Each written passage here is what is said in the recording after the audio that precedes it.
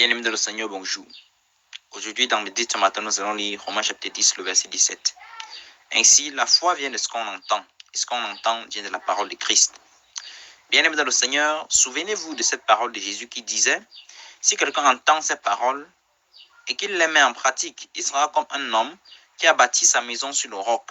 Les tempêtes vont venir, ils vont secouer, mais lui étant enraciné sur le roc, il ne pourra pas tomber. La tempête, le torrent ne pourra pas la renverser. Bien-aimé dans le Seigneur, la foi est une chose qui provient de la connaissance. Sans la connaissance, on ne peut avoir la foi. Sans la connaissance de Dieu, sans la connaissance de la chose en laquelle on croit, on ne peut pas croire. Il faudrait d'abord qu'on comprenne, il faudrait d'abord qu'on entende de la chose en laquelle on doit croire. Ensuite, on accepte de la croire avant de la recevoir. Bien-aimé dans le Seigneur, une personne qui n'a pas la connaissance de Christ, une personne qui n'a pas entendu parler de Christ, ne peut pas croire en lui. Une personne qui n'a pas la connaissance de la Bible ne peut pas croire en ce Dieu de la Bible. Une personne qui n'a pas connaissance de la grandeur, de la puissance de Dieu ne peut pas croire en la grandeur de Dieu. Pourquoi? Parce qu'il est ignorant de cette grandeur de Dieu. Bien-aimé, souviens-toi de ce verset qui dit « Mon peuple périt faute de connaissance ».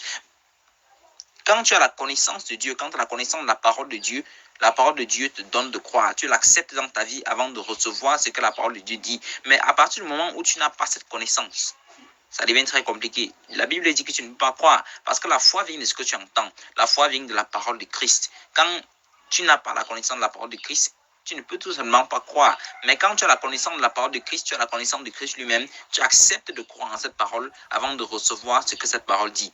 Bien-aimé dans le Seigneur, la méditation de la parole de Dieu est une chose capitale dans la vie chrétienne. On ne peut pas ne pas méditer la parole de Dieu et évoluer avec Dieu. C'est impossible. On ne peut pas ne pas méditer la parole de Dieu et croire en Dieu. Quand tu crois en Dieu, tu médites sa parole pour croire davantage, pour grandir dans la foi.